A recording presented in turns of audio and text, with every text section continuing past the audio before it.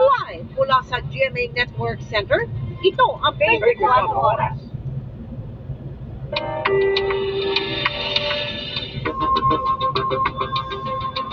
Kulong ang missing sa Bungero. Magandang gabi po. Kulong na pala itong mga mastermind no? Makukulong na ang mga mastermind.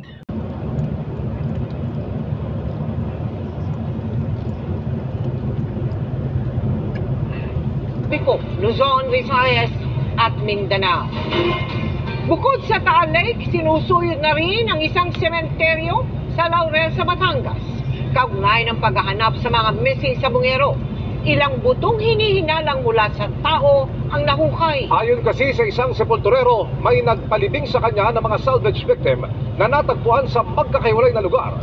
3 o 4 na taon na nakakaraan. Hindi po bababa sa 3 labi ang hinahanap. Live mula sa Laurel, Batangas, nakatutok si Ian Cruz. Ian.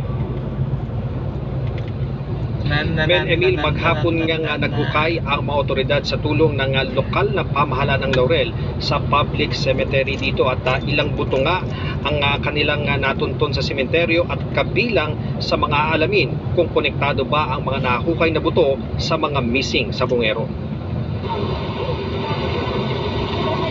Gamit ang mini backhoe, hinukay ang isang bahagi ng public cemetery dito sa bayan ng Laurel.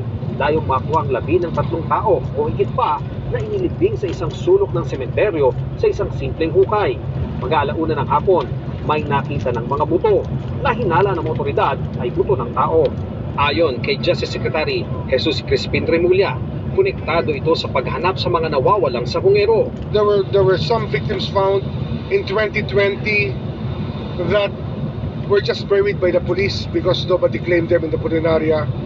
We are exhuming them now. We are setting up the DNA bank that we need to set up because precisely of those people who are missing.